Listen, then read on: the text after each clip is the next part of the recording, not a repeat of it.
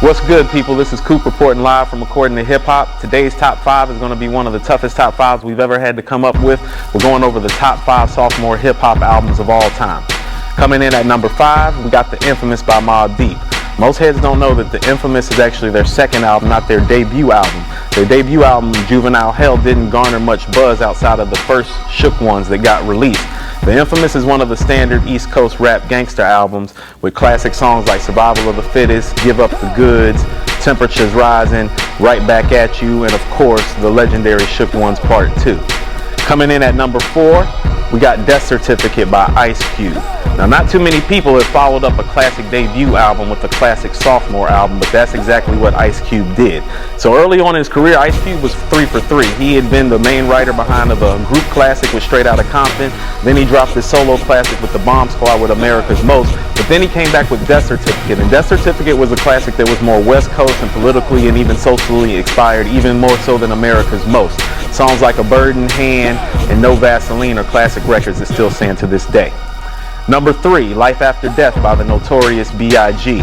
This is arguably one of the most complete bodies of work ever created in hip-hop history. There are classic street records like Kick in the Door, 10 Crack Commandments, You're Nobody Till Somebody Kills You, but there's also all-time great classic hit records and song records like Hypnotize, I Love the Dough, and More Money, More Problems, of course.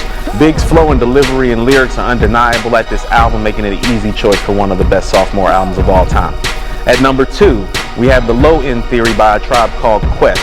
In 1991, jazz hadn't been influxed or influenced into hip-hop just yet. It was more James Brown heavy in terms of the samples, kicks, snares, and drums. What Tribe did with The Low End Theory was actually incorporate live jazz music and infusion into their rhymes, including bringing live guitarists and instrumentation into sessions. It's a wonderful listen from beginning to end, and classic records like Check the Rhyme, Bugging Out, and Scenario are also on there as well. Last but not least, at number 1, we have Public Enemy's seminal album, It Takes a Nation of Millions to Hold Us Back. This is arguably the most important record in hip-hop history, addressing everything from the 80s crack epidemic to violence amongst each other, to black-on-black crime, and just to the social unrest and injustices and racism that we're even seeing today. Public Enemy were truly ahead of their time, and production-wise, where Yo Bum Rush the Show felt outdated, and 2 years later, It Takes a Nation of Millions to Hold Us Back actually became the sound of an era that was incorporated by groups from Eric B. and Rakim to the aforementioned Ice Cube.